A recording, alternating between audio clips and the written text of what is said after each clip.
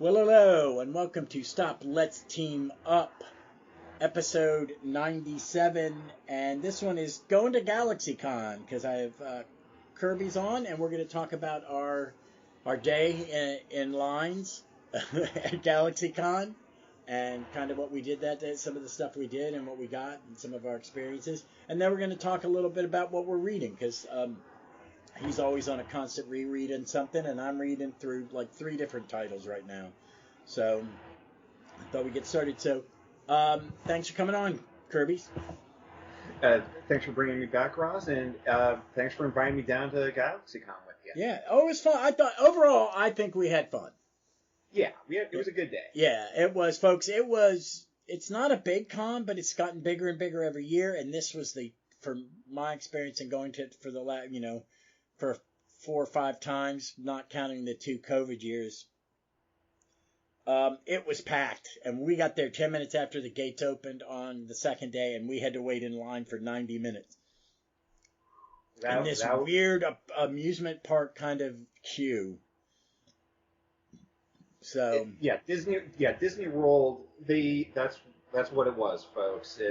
Though it doesn't look too bad. Then it was down the block, up another block. Then we had to zigzag until we got to the front gate, or to the main entrance. Yeah. And yeah. Now, it was constantly moving, which was good.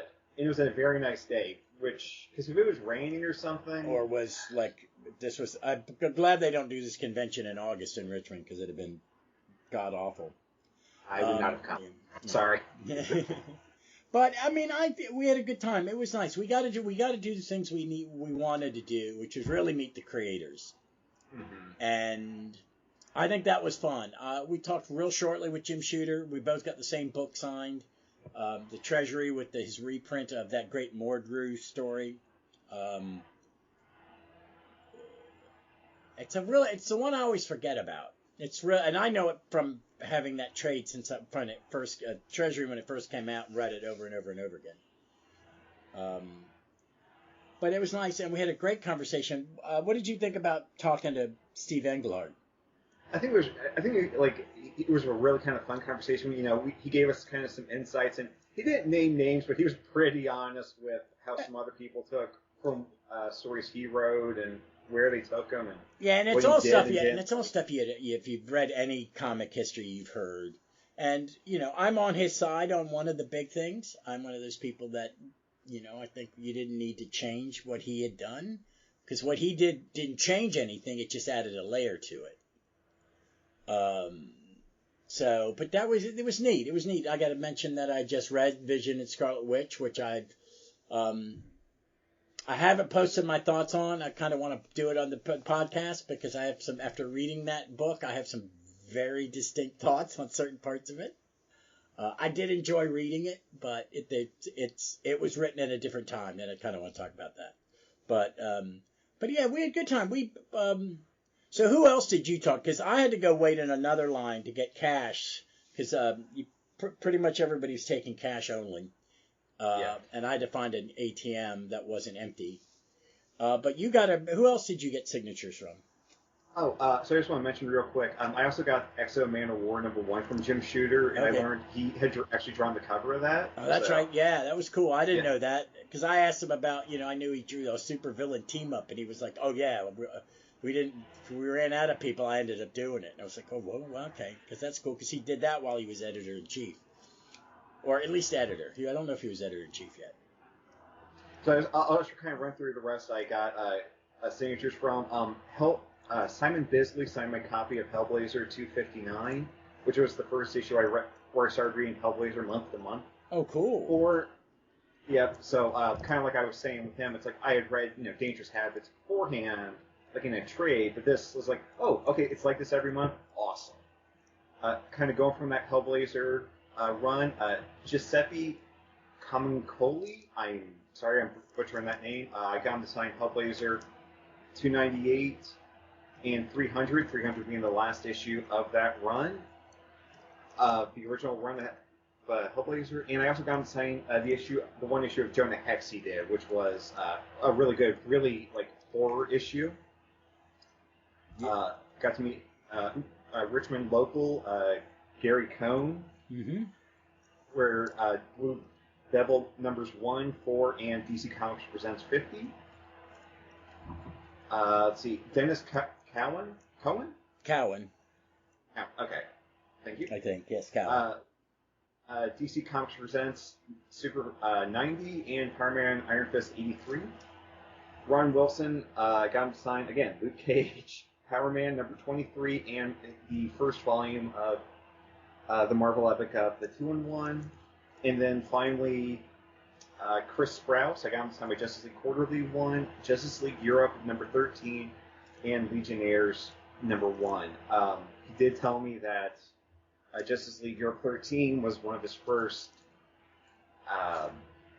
was like his second job. He does not like the issue. He said a lot of it has to do with the inking. And he, like a couple of the other creators, had to kind of give me a double take of like, your name's really Kirby? I'm like, yep, just like Jack.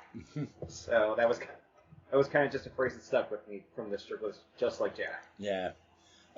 Yeah, what did I get signed? I got signed the Treasury, and I got Englehart to sign my Celestial Madonna trade that has both the original story and then the sequel from the, I guess, the early aughts. During the Busick, I think it's during the Kurt Busick Avengers run, because it was a sidebar kind of story. But yeah, Steve Englehart was incredibly nice. That was really cool. And I got like 5 series signed by him too. I won't list them all, yeah. But yeah, it was very nice. It was really nice. One thing I was shocked by is how lame the back issue dealers was. I mean, I hate to say it as lame, but it was pretty. For a comic convention, there was almost none. It was it felt more of like a cosplay con and celebrity con than anything. It was very much more so that is the number of the celebrity area was overflowing all day long, and I know it got busy in previous years, but it was almost a third of the entire space now, and they had a lot more guests, and they had good guests. But normally I go and walk by when there are no lines, because there's sometimes some of the celebrities don't draw a line, and I'll get a picture. Like I've got one with Armin Shimmerman and one with Jeffrey Combs, and I would have probably gotten it with the gentleman who plays Palpatine in the Star Wars stories, Clive Rebel. But it was just too packed. I didn't even want to go in and see if there was a line or not. Yeah, and that one thing we missed as soon as we got in was there was a panel with like Gary Cohn, Jim Shooter, of like writing for events in the 80s, and it's like, well, we're half hour late through that. Yeah, it kind of sucks.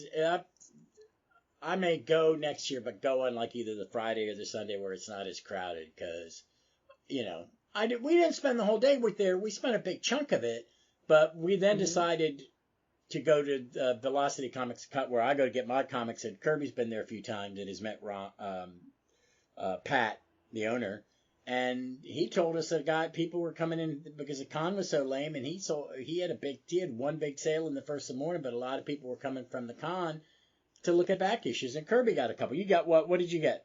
Because you got a really good one. I got two. The not even lesser. The Green Lantern Corps Annual number 2, which has the Tigers story by Alan Moore, which Jeff Johns 30 years later turned into Sinestro Corps War. Yeah. So that was one of my big ones, and one of my holy grails is I got a very good copy of Luke Cage Hero for Hire number 1. That's very cool. I mean, I'm just down to 3 Luke Cages before I have a whole run from 1 to 125. Awesome. So. That's a good run, especially that Power Man and Iron Fist stuff. Oh my God, I love that stuff so much. I've got all 4 of the epics of that, and I don't have the early stuff though. So those epics are kind of hard to get, but I'm trying to be good and not buying the omnibuses for a while, and because there's so many coming out at the end of the year that I want. But yeah, we had a good time. It was nice. We had a good talk with Pat and walked in. It was a nice day. It was nice to have you down. My wife had a good time. She got to chat with you too. It was fun. And really. Maybe I'll go up to Baltimore Con next year, because she talked about me going up there last year, like going up and meeting people. But that's always in September, which is sometimes a weird time for me at work. But one thing that surprised me was there was a booth that was selling bootleg Blu-rays and oh my DVDs. God, I'm it was like, if how- I'd had $80, there was a set I wanted. It was pretty blatant. It was Yeah. very 1990s or early 2000s because, you know, but they were all a little overpriced. Yeah. But, well, that's not true because to get the one that I wanted would cost me several $100s because they're not. The American version is not readily available. It was on VHS and it was on Blu-ray, and the third season, which it was Star Blazers, the American edit of Space Battleship Yamato. But there are places like that. There was weird. There's a lot of crafts art. What I call the crafts people who do their own. Kirby got did I get a figure? Yeah, Kirby found me the Hawkeye quitting the Avengers Funko in the clear box. It was the Captain. I thought it was the Monica Rambeau one. Oh no, you got me it was the Monica Rambeau one. I'm looking because I just got another Hawkeye one in the mail the other day. The one with Ant-Man on the bow. Oh, that one. Yeah, nice. So now I've got 3 of them, and not sure where we're gonna display them. But what did you get? And I got my first Mego doll. It's a Ben Sisko, where he's the correct look of Ben Sisko with the bald head, the goatee, and like the later season uniform. I do prefer those uniforms. I was kind of hoping with Voyager, once they got in contact with Starfleet, they'd stop wearing the pajamas.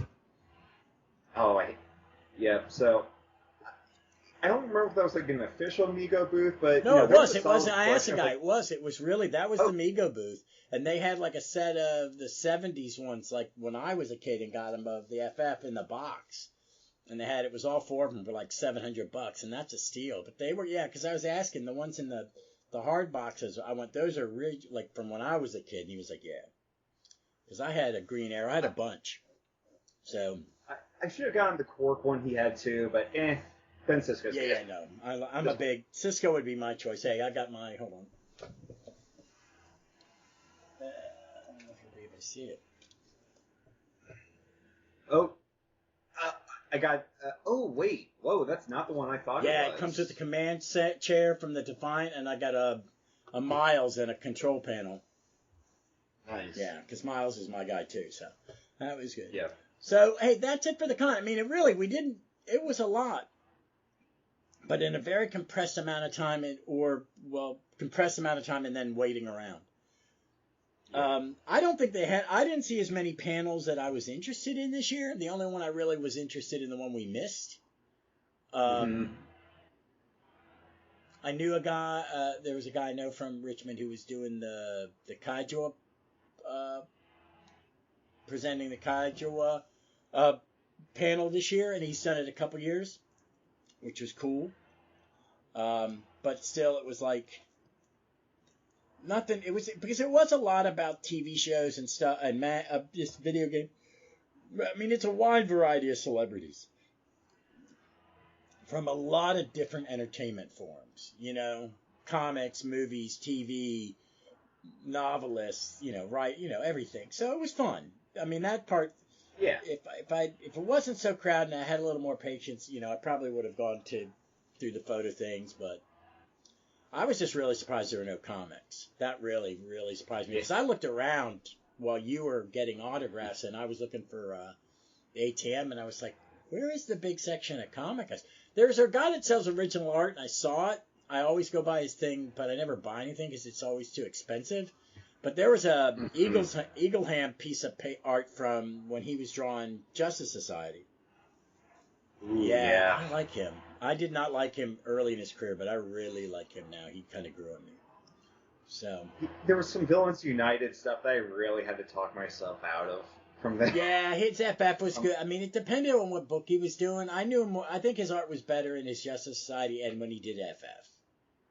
Definitely better than some of his Villains United stuff. He just got better. That was early.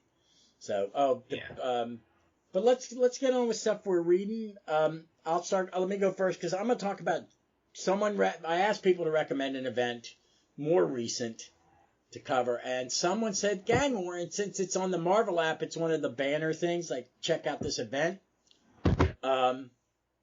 And I'm digging it, but I'm really so far behind on all these characters' lives. I mean, I know more about Luke Cage because I read Dark Reign, and which I did enjoy, and he was a central part as Mayor Cage in Avengers Inc., which I think is the best Avenger book in the last 4 or 5 years. But it's kind of all over the place. The art, I did one with Elektra as Daredevil because I guess Murdoch's dead again. Oh, again, I don't know. It's Matt. He dies a lot. But I really dug the artist on that one a lot. It surprised me how much I did. Here, I'm scrolling to find it. Well, I'll talk. Let me talk. But no, it's like there were a couple Spider-Mans at the beginning. There was a Miles Morales and with this demon who runs around in a Spider-Man suit, and his name is Parker backwards. Which I had no idea it was from, but the Goblin Queen made an appearance. It was all this, but it's just about all the gangs that are in the city now that they're no superheroes because superheroes have been outlawed. So I was a little lost, but the parts of it I've liked. I liked J.R. Jr.'s drawing the Spider-Man stuff, which is fine by me. I'm a big J.R. Jr. fan. I did like the art. I liked the Elektra one overall. I thought it was good, even though I didn't know what the heck was going on. And the artist is Sergio Davila, with inks by Sean Parsons. I really like it. It's a little cartoony. It's got a little hint of manga in it because of probably the age of the artist. I mean, that's not a bad thing. It's just but it was really nice. It was really polished and told the action well, and I like her Daredevil costume more than I ever liked her Elektra costume because it makes more sense. But I'm enjoying it. I'll see how long it goes. It's a lot of issues, and it's still not even done. And let me see. It's a lot of issues. The Marvel app does not give you the count of issues in an event, where in the DC app it does. Okay. Or does it? No. No. Is there one main gangland title? No, or? Gang War. There are a bunch of mini-series. The way it's set up is there's the 3 prequel issues, 4 prequel. Is it 4 prequel issues? It's like 5 prequel issues. Oh no. Yeah, it's weird. There are couples. The 2 Spider-Mans and Miles Morales. The 2 Spider-Mans and 2 Miles Morales. Well, 3 Amazing Spiders and Miles Morales, which all take place showing you because basically what's triggered the gang wars. Robbie Robertson's son was going to marry the Beetle, the new female Beetle, who is the daughter of Tombstone. I didn't know any of this. And their wedding is shot up, and her dad is put in a coma. And then that starts a gang war because he owns one of the territories, so she's taking it over, and she starts a gang war. And you find out that Hammerhead has killed Madame Mask, and you find out, your girlfriend is Madame Mask and decides, and she's beaten you to near death and locked you in a cell somewhere. So there are all these gangs. The Ringleader has a gang. There are monsters that have a gang. Shang-Chi has a gang. But then there's like there's some miniseries. A Luke Cage, a Spider-Woman, a Shang-Chi, and some other characters have miniseries that are gangland. Luke Cage gangland 1 through 4. Daredevil gangland 1 through 4 with Elektra. And then there's like a gang war miniseries. And then there's, the Spider-Man that are coming out during it. It's a lot of comics. It's going to take me a few months to read it all because I'm only reading like 1 or 2 a week as I jump in between other things. And I've got my big Kirby. Good, am I halfway through? I'm not even halfway through my Kirby 4th World yet, but I'm getting to the midpoint. It's an awfully big trade. And I got the second trade. I got Omni, and I got the second Omni in the mail, which is all the 70s stuff, later 70s stuff. That first omnibus. Don't have it fall on your Mr. Oh yeah, the little Shih Tzu would kill him. It shoots. It weighs more than he does. And I ordered my Secret 6 omnibus finally. Nice. Can't wait oh my God, I can't wait. I will plow right into it, and then I'll probably be asking you to get on, because we've already covered Villains United, and the next in the first mini, and there's a Birds of Prey arc that goes next that is in there. Yep. Oh, which is really good. I would love for them to start putting the Birds of Prey out in some format. They have all the Gail Simone out. Like, they just released the final one that takes place in between two ones they had already released. I saw that one was an odd one. Yeah, so I don't know what caused that. Like, it didn't look like any creator had done anything. Yeah, because there's stuff that's not being reprinted because one specific creator's in prison and they're just not going to release it because of what he did. Yep. And I don't blame him, but it's sad because there's some good comics. He wrote some good comics, but I'm looking forward to the Secret Six one. What else am I? Well, I'm jumping in. I've jumped back in and did an FF issue, 2 FF issues where, Doctor Doom's back and where Crystal's on the team, and they've been the Fantastic Four, which is Reed, Crystal, Ben, and Johnny, have been made terrified of stuff by Doom and being brainwashed. I'm enjoying it. The art's gorgeous. So. Oh, it's like crystal perfect. Yeah, it is. It's the perfect FF art in a lot of ways. But as I'm reading the Fourth World stuff, and I jumped in, I looked at Dave Steele had mentioned he's reading Commandy, and I was like, I remember reading the first issue of Commandy, but I don't know if I read anything else. And I kind of scanned the next couple. I really start to think that my favorite Kirby artist is 70s stuff, and maybe 70s DC. Because I have read Demon, and it's freaking beautiful. Yeah, Love it. Like, I have one more quick question for Gang of War. Is the Magia in it, or am I just showing that? Because Nefarious shows up in his superhero suit. Yeah. Because that's who Hammerhead works for. Okay. He works for he's a Magia Don, and so there's a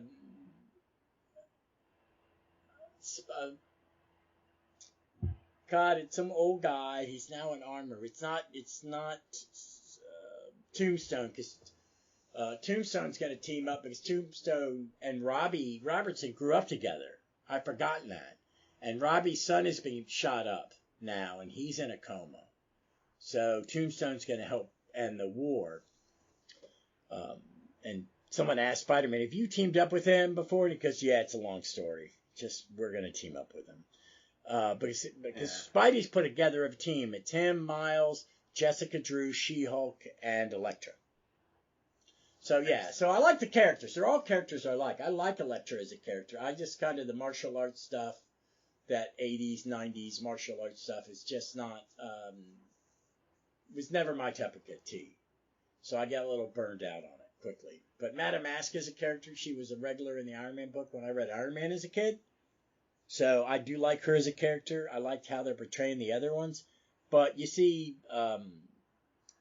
Nefaria and his superpower suit show up early on, and I guess it's not Quartermain. I think it's one that's the Spider. It may be the original Spider Slayer, or maybe it's the Vulture in some new armor. I don't know because they didn't say his name.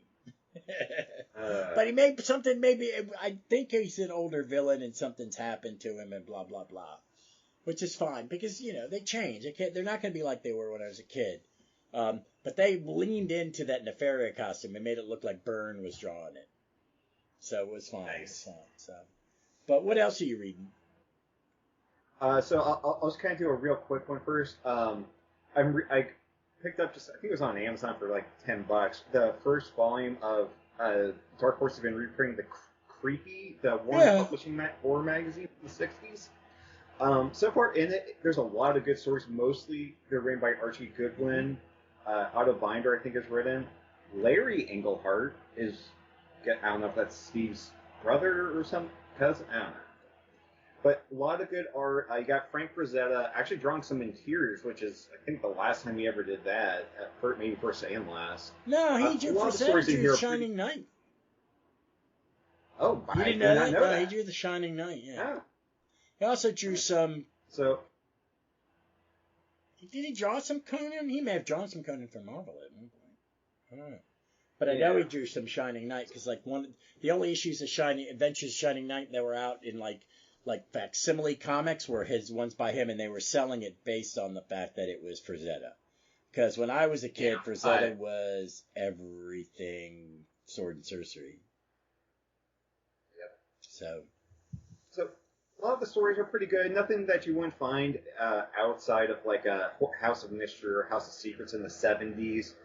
But I have one issue of this later on that's Jennifer by Bernie Wrightson. And as much as I love horror comics, that's the only one that literally scared the shit out of me. It's like terrifying. I think it's like 63 or something. So I'm going to kind of keep picking these up, just at, kind of in stock trades if I need them and go from there. Well, that's a good thing. I like going on these little sidebars. I mean, I've been buying stuff that I haven't read yet, and I've been like moving books around as I sell stuff and kind of figuring out, like, just moving things around. I got a big haul of books that I got to read. I did read Batman, Superman, World's Finest, Volume 3. And I think Jim Fetters put on Twitter, it's one of the best DC comics in years, and it is. It really is. It's fun. It's a superhero comic. It's full action packed. Are you reading it in issue form?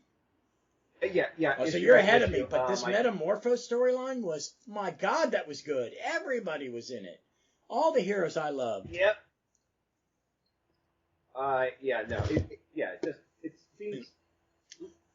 It's just being set in kind of this nebulous, like, circa 1980s universe. It's like I can do kind of whatever I want. It doesn't. I'm playing with all the toys that I want to, and I'm gonna keep getting it in hardcover, and I'll get the Teen Titans one in hardcover.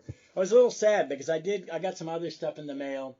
I got the Stargirl Lost Children trade. I wish they had done a hardcover, but it's got the summer special and all 6 issues. It's glorious, and I sold my issues for about $20. No, for $10, but I did sell my Justice Society issues 1 through 7 and Golden Age 1, New Golden Age 1, for enough to pay for all the things I bought from in-stock trades. But I got the hardcover of that Justice Society. And I counted, I have 37 Justice Society trades. 32, not 37, 32. Because I also got the last the two Guggenheim ones, where Green Lantern is a lantern? I dropped it that point. You're not. There's a Red Beetle and Blue Devil are running around, but they're not. It's kind of like Bendis' Legion. They brought in all these characters and then didn't do anything with. So I think I have to go look for the last 6 issues because I think that's the only stuff that was never reprinted. But I got it. And what were the other things? Because I feel really stupid because I ordered what else, man? I got some good stuff. When I was pulling things, rearranging on the shelves, I found something I'm going to read. Did you ever read the 12 by Straczynski? No. I heard about it. I remember it being like he left halfway through and he eventually finished it. I don't remember. Yeah, he did. It's 2 hardcovers. It's 6 issues in each one. But it's a good comic. It's Chuck Weston doing the art, and it's old public domain, timely superhero characters, which is pretty cool. So I bought the Marvels Project,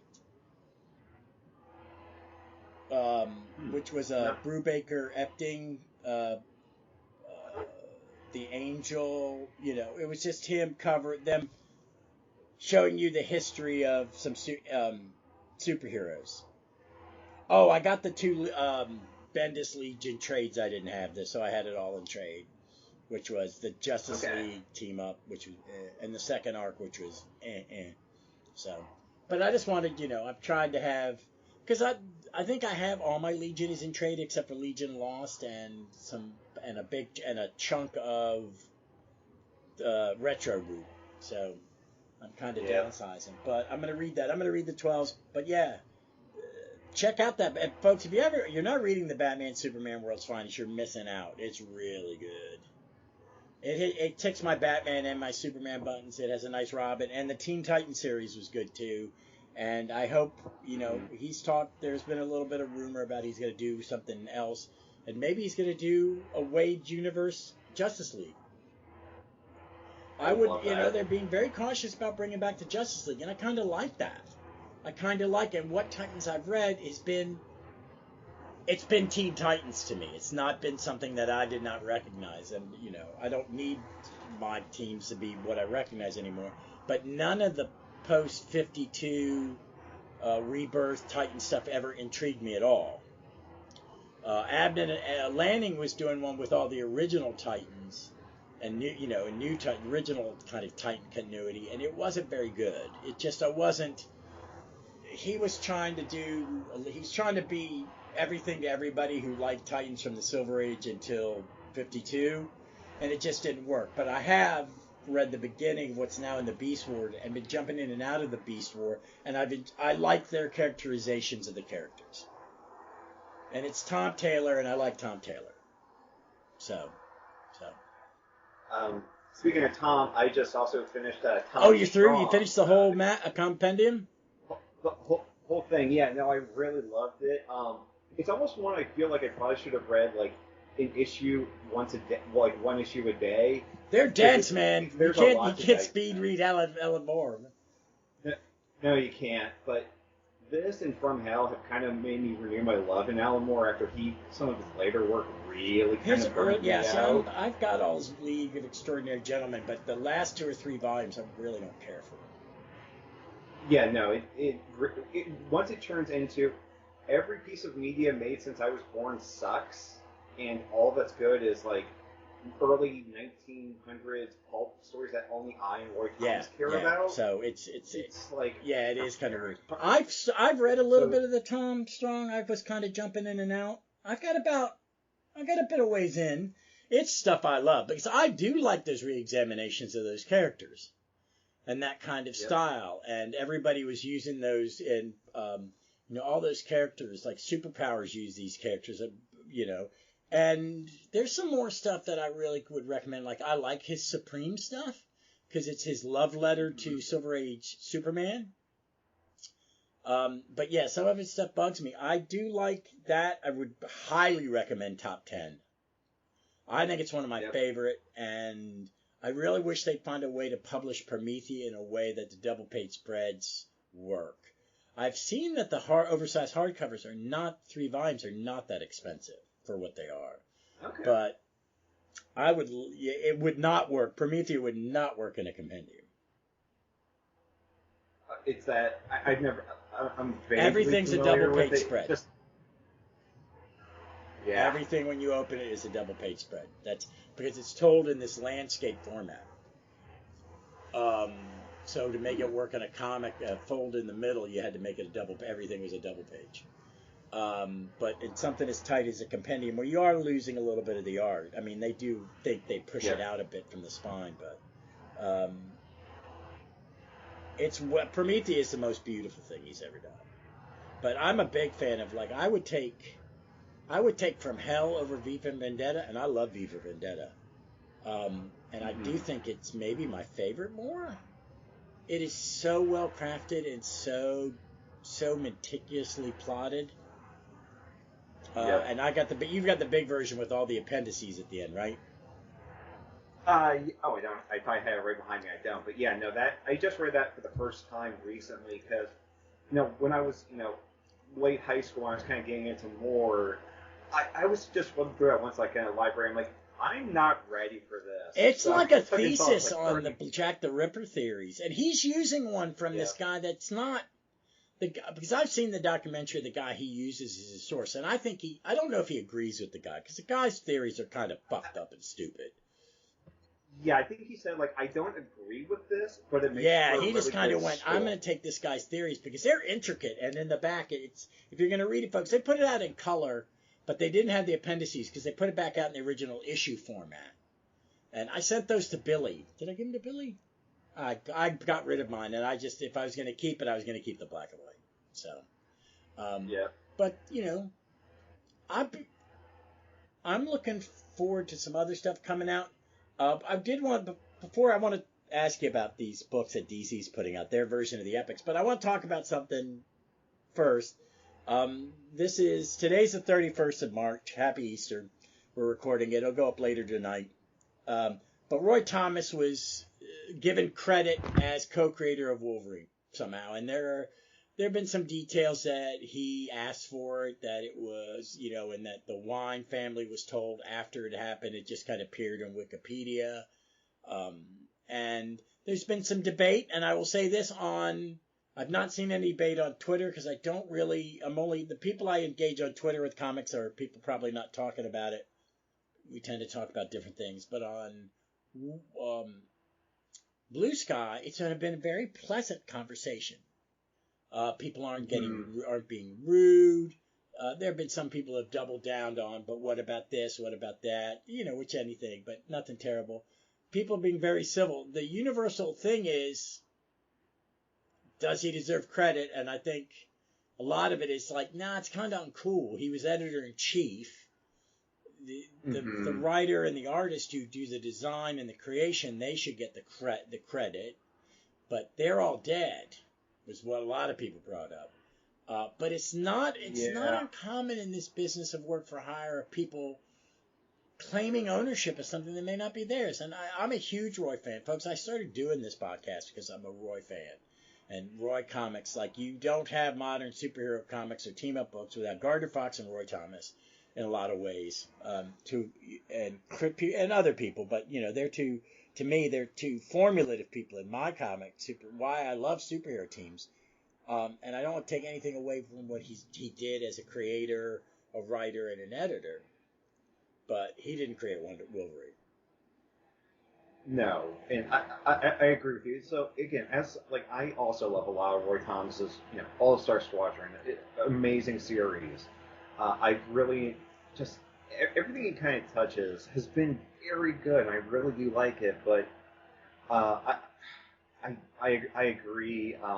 Like I said, there have been a lot. I'm happy that a lot of the discussion I saw was very civil, and I think he would, like, Roy Thomas, if he was never labeled as the creator of Wolverine, he still has his own chapter in comic book history. Yeah, that's what's so strange to me, and that someone brought up the vision, because Roy has been quoted as saying, and someone brought this up, that he really didn't like creating characters for Marvel because he didn't get any ownership.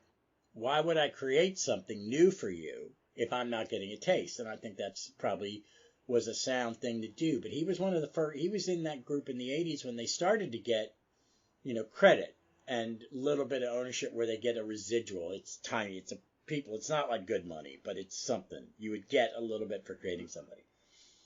But he wanted to use the original Golden Age vision as the vision, and Stan told him to create a new character. So the vision is created by Roy Thomas, not by Stan Lee. It's created by Roy Thomas and John Buscema. So that's fair, because the editor told him to create a new character. The editor, Stan, shouldn't get any credit for... There's things... Stan gets credit for the Silver Surfer. He should not. Nope. Because of the way he and Jack worked. Jack created everything. You just put words in their mouth. There's a difference. I'm not one of those people. My brother, who's a huge Kirby guy, bashes Stan for everything. Stan gets a lot of credit for creating the Marvel Universe because he kept it running. He did the heavy lifting. He kept the company together in good times and bad times, had good waves and bad waves, and was a great ambassador for the company till the day he died. Didn't have many scandals and stuff like that. But I just don't know what's going on with Roy, why this matters, why he did it. But he did do it. He did ask. And his business partner put out, his business manager, who is well known in the con circuit. You see him, he's always standing with him. And I don't think, not saying that is a bad thing. You protect your client at all times. But, it's a silly thing, and it's just another symptom of what's wrong with an industry that's always had so much wrong with it, as much as when it's good. Right now, I think the market shrinks and shrinks and shrinks, and I think I have my opinions on that. One, I think we're not replacing fans as fast as we're losing them, especially my generation and a little older, because comics are only in comic shops. I turn kids onto comics all the time, because it was done to me, and I think it's a good thing. And there's so many more comics now. It's not all superhero stuff. There's so many different styles. there's great stuff out there, but it's got a bad rap because I think sometimes the gatekeeping of older fans give it a bad rap. The comic shop guy is still not a dead trope. I think fans are really awesome and for the most part, very supportive of one another. There's some trolling on the internet. I think that there's a lot of that, and some gatekeeping and some nastiness, in that we could have a scandal. This is scandal with a small s. It was at least polite conversation, but it's just another symptom of what's wrong. The creators don't get paid enough. We do too much, these events. I'm reading Gangland. Would I be reading it if I wasn't doing a podcast? Probably not. I don't read Spider-Man. Never been a Spidey fan. I like Spider-Man. I'm just not I've read arcs and stuff when certain creators were doing it that I like. I started reading Sandman Mystery Theater again. I read the first 12 issues because it's one of my best friend's favorites. I think you and Dave Steele were talking about it a couple months ago. I'm like, I need to reread that, and I got First Compendium, so I'm working through that. And it's great, but it really reminds me of 30s noir movies, and I got to read it. I really want them. They better announce a second damn volume. Do not do this again, where you start it and you don't finish it, because you finish Milestone. I can see them. They're on the same shelf. I'm looking at it's Martha Washington, 3 volumes of Milestone, 3 hardcover in the British version, Miracle Man. So I hope they do the Neil Gaiman in that same format. My brother gave me those. But I picked up Parker in Compendium. It's all the Darwin Cook in 1 volume. Ooh, I'm just gonna need to get those. It's really bound pretty crappily. Be careful. Paper Girls, which I've not read all of it, but it's a great comic. And Royal City, another Jeff Lemire, and they're all like in a row on the shelf.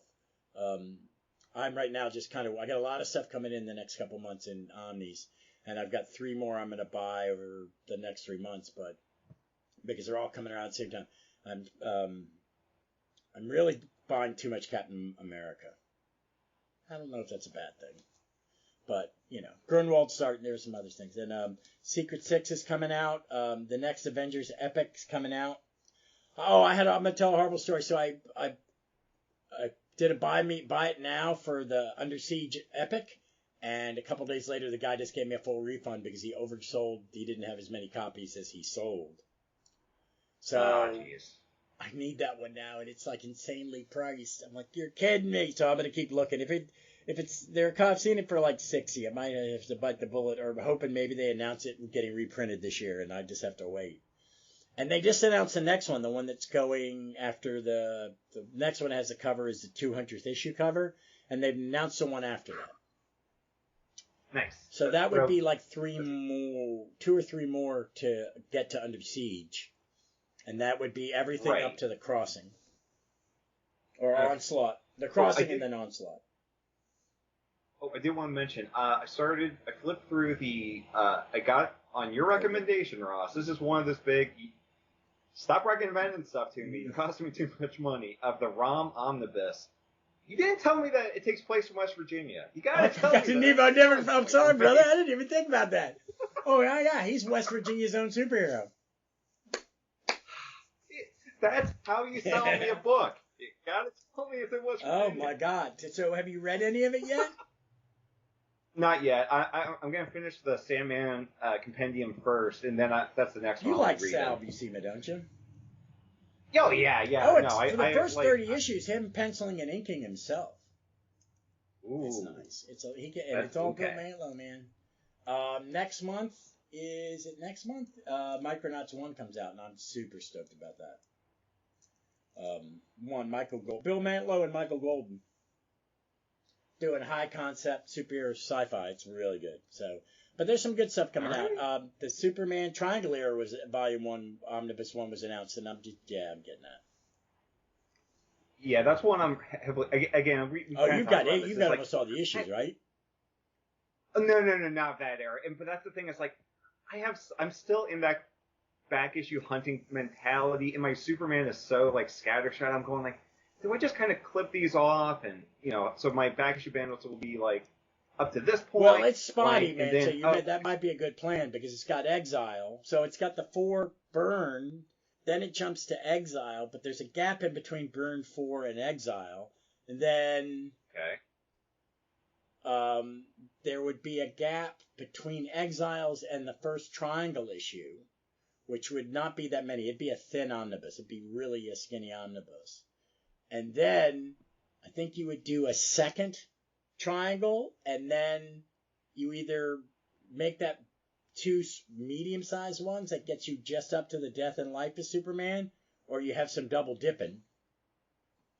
But I think, and then you start up again, because the Triangle era was a decade. It's a lot of fucking comics. It's 4 monthly titles and 1 quarterly title. How many 5-week months do we have? 3 or 4? I think that sounds yeah, about right. because that's what Man of Steel was. It was when they had the extra Wednesday in a month. Oh, I remember the other thing we were going to talk about, the DC Yes, Finest. that's what I wanted to ask you, because I looked at what they're offering, and they're offering a lot. They're really going whole hog. But I don't need the Legion one. I don't need the JSA one. There's a Batman year I could use that on my shelf. No, I haven't really looked into like what they haven't said covering. it all yet, so it's hard to tell. Okay. The Legion looks like it starts with Cockrum here. I don't know if it starts with 197 when it became the main title. Right. So all I'm saying is, when I was doing my Bronze Age run a couple years ago, I was kind of doing a fun, like, here's how I would do these epics, and I'll be damned if that isn't the exact cover I picked. So, DC, you owe me a Tom copy. What, for the Legion? For the Legion my first one, Legion issue. It's like, that's my first Legion comic. That's a good issue. But they're doing Silver Age Green Lantern, Silver Age Flash. I don't need it. The Legion's got it. That's a good era. If you're going to start with Cockrum, that's where I started, literally, with the issue that's on the cover. This Golden Age Superman, I don't really care. No. 90s Catwoman, it's Gail not Simone. For me. Wait, is yes, it the it's the Gail Simone years. Yeah, I was like, okay, no, but I buy it. Mindy Newell, J.J. Birch. Oh, wait, whoa, Joe Duffy wrote Catwoman. Sorry, I was just looking through. I think I saw the Mike Grell Green Arrow. That's a good place. Yeah, I've been to start. looking at those omnibuses, but they're pricey, so that may be. Silver Age Aquaman, Silver Age Supergirl.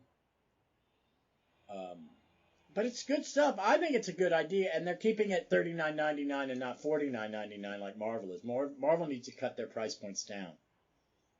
Yeah, they're really starting to I noticed on Near Mint out. Condition they were talking about how those $19.99, those $29.99 trades for like 5 issues, some have been rolled back to $19.99 and some smaller ones at $15.99.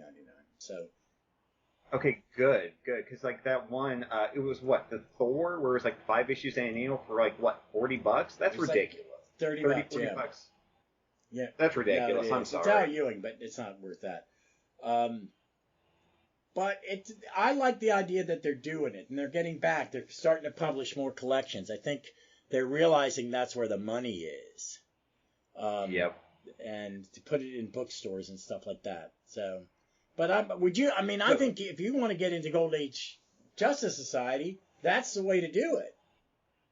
Yep. I don't know if that's the first 4 issues or the second or third. That may be like the third archives. Because the archives only have 4 issues in each one. Well, there's 64 pages, and every character is in the Justice Society, so they give you the entire... Because they're not the Justice Society archives, they're the All-Star Comics archives. That may be just the Justice League issues, but still, you'd only get one more comic in it because all of it is them, except for some text stuff. And maybe Ma Hunkel. Oh, right. I always forget. I've only read like the first issue. I always forget Ma Hunkel was in there in the early days. Well, her strip... She was in 2 issues, and I think her strip was in All-Star Comics at times. If not, it was in Flash or something. But that would be a good way to get that. It'd be a good way to get Golden Age Superman or whatever. I looked at that that Silver Age Superman Omnibus Volume 1 because I like Silver Age Superman. Yep. I like Silver Age Batman, Yeah.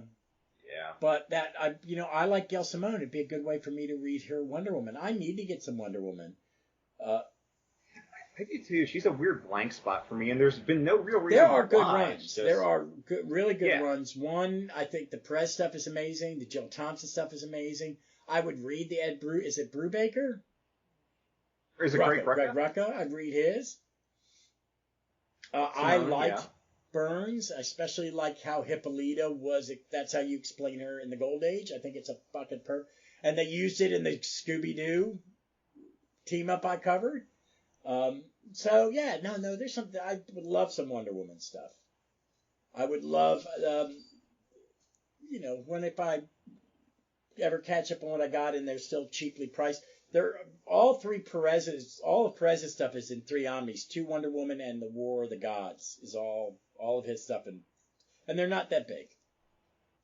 And you can still get the 3 Byrne hardcovers. They're not oversized, but the regular hardcover is reasonably priced.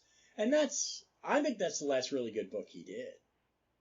I really think that's the last thing of his that I really liked. And I know a lot of people hate it, but it's okay. It's okay. It's good. I mean, he understands the character. I find the stuff with Hippolyta the more interesting of it, especially when they go back in the past, because it's a good time. He handles the time travel aspect really well. So, and it also builds that relationship that I liked in later John's JSA, that of the old members that are still alive, the 4 tight ones are Flash, Green Lantern, Wildcat, and Wonder Woman, and they all call her Polly. So yeah, it's a lot of fun. So what would you recommend right now before we? Let's see, just from kind of some new stuff coming out. Just kind of flipping.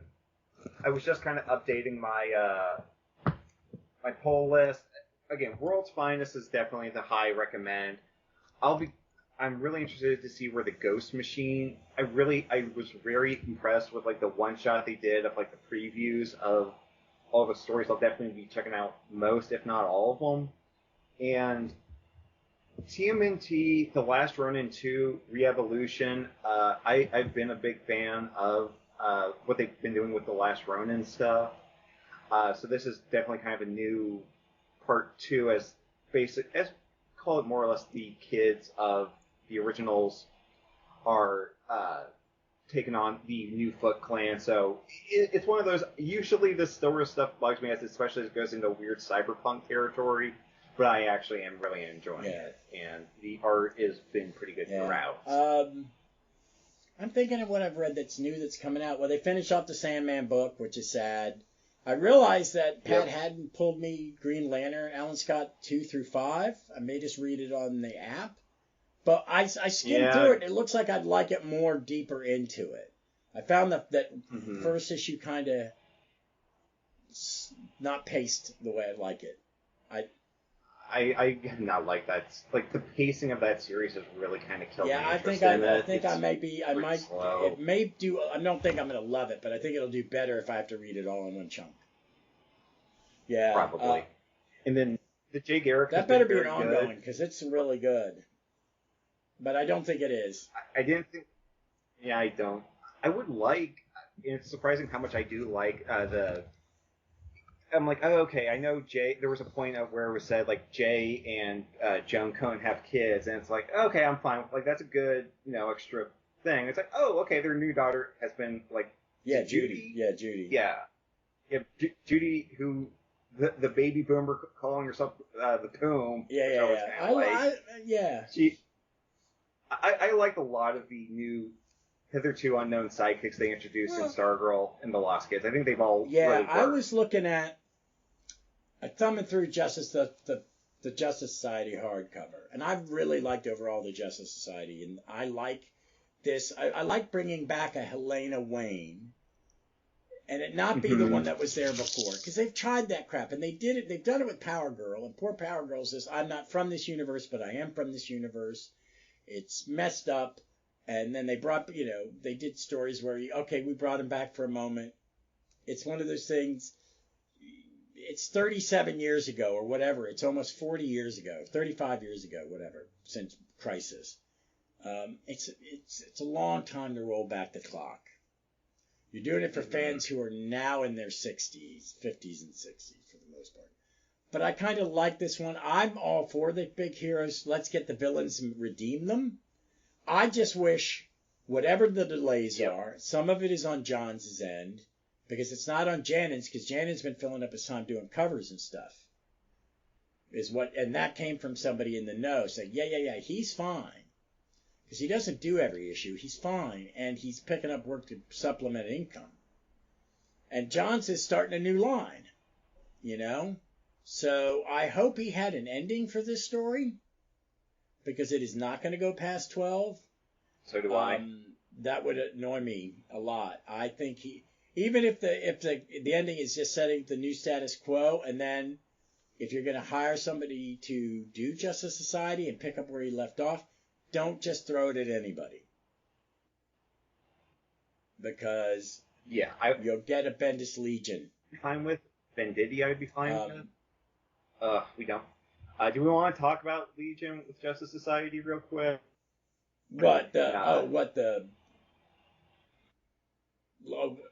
Mordrew?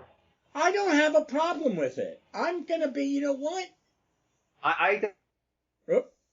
Hey, you froze up for a second. You don't. What's your take on it? Yeah.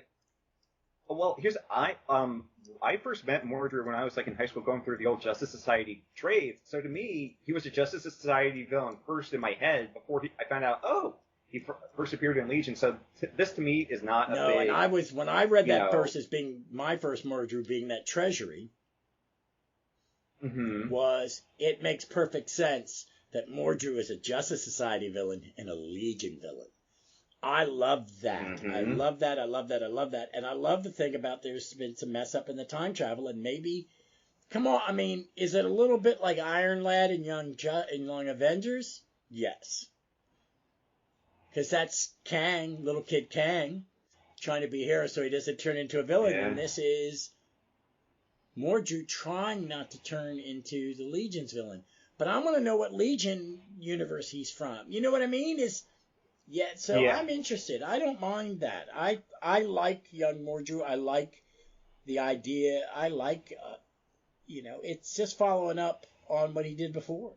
And I think them battling Mordrew in the John's Justice Society is still some of the best stuff. Some of the best Mordrew, because some of the Silver Age Mordrew, even that one that's in the Treasury, that's the one time you're scared of him. He's kind of a joke before that. And after that, it's not until Levitz and Giffen get around and start to go, no, this dude, or no, that's not true. Jerry Conway made him a threat. Jerry Conway, he made him a threat. I just think, because I think some of them... It's blended. I just read the one with Chameleon Boy, the Cockrum one I just read and covered. And he's kind of, but, I mean, he's really a threat in that big Treasury, one of the last two parters from Adventure. But I like him as being a Justice Society villain. I love the art in the Justice Society. I like the latest issue I got with Harlequin's son, that he's really like an 80s super, like Punisher kind of hero. And I kind of I'm getting a hint what the final lineup was going to be, because I've seen that they finally released the last Tim Harris cover for issue 12. Oh, I missed that. Yeah, it's out there. Because that's not the one. Jack's on 11. Jack's on 11. So I've got, there will be 5 of them in total. 8, 9, 10, 11, and 12. And I've got 8, 9, 10. I guess I've got 3 of them. Or 2 of them. What I did with my issues 1 through 7 is I sold them and bought the hardcover. I'm going to frame all the Tony Harris ones. They need to go on my wall. Oh, something I didn't talk about from the con. I got a nice print of All-Star Comics 58 with the Super Squad on it. Oh, and I got a piece of glass I have a print of an Iron Man cover. Oh, did you see it when I posted it? It's Iron Man with the 6 Avengers heads on the... I posted it. Yeah, grab it real quick just because I don't want to, But it was something I ordered online. This place had them. They glow up covers, and then they framed them real nice. But it's issue 18 of Iron Man. I bought it years ago, and it broke the glass, and I'll post this up on the internet when I post this later today. But it's a great cover. It's one of my favorite covers of all time. That's a good cover. Okay, so we got that's Hank in the Goliath. That's Hank's Yellow Jacket. The Goliath is Clint. That's what I meant. Sorry. Yep. And then I don't know who's below Vision. Oh, Scarlet No, Witch. no, that's Madam Mask. Oh, that's Madam Mask. And okay. that's someone in. I think this is the Midas story, maybe. But it's just a great cover. No. And it's George Tuska, who I love. Underrated. He's he gets a lot. He's my Iron Man artist because he was the first guy drawing it. I watched on the Mary Marvelite YouTube channel where he does a history of characters. He did Jack of Hearts, and he was started in that era of Justice. He was kind of like his sidekick for a while, Iron Man's sidekick for a while. And it was him and a guy named Kevin O'Brien who was the first guardsman and wore the guardsman armor. I always thought he should have been like his replacement, Tony's replacement. And that's where the guardsmen and all the prisons come from. It was a character in who I don't even know who was writing when I read it. It may have been Roy, it may have been Jerry, it may have been Len Wein. I don't know, but it was George Tuska was drawing it, and I loved it. And he had the pointy nose. Oh, yeah. Okay. All right. Well, hey folks. Hey, thanks for listening to Kirby. Thank you for coming on and just having a nice little conversation on what's going on. I'm gonna work on this a little later, and it'll go up late Sunday the 31st if you're listening, or if you're listening it years from now.